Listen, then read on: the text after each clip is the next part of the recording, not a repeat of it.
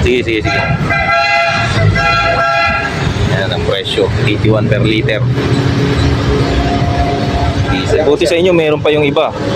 Kasi sa ibang gasolinan wala na yung out of order na yung ano, yung ibang gasolina eh. May points tayo na 50 pesos pag 2,000 yung pinakarga. Okay na yun. Yaman.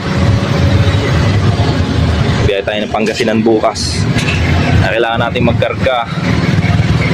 Tapos try natin magpakarga sa may clean fuel sa may Urdaneta, Pangasinan bypass. Pag 2,000 pinakarga nyo rito, ginamit nyo yung barcode ng apps ng Unioil sa Kalayaan, meron kayong 50 pesos na points. Yan. Everyday mag-a-update ako ng presyo ng diesel tsaka gasolina kung meron kong magpapakarga ng gasolina sa motor. Ang babinayad natin 2,000 pesos lang pero may plus 50 pesos.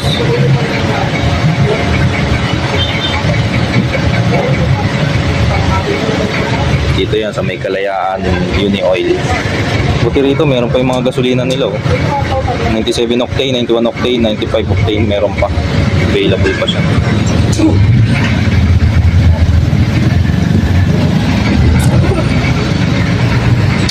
Okay.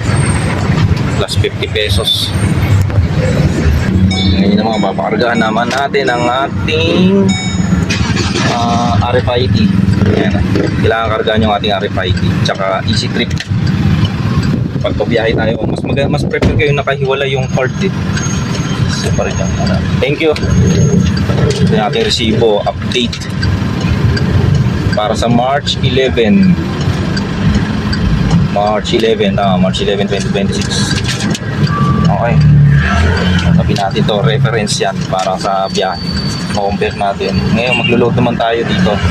Yung isa easy trip 1.5, yung sa may auto sweep 500. Kakarga tayo ng load ng RFID.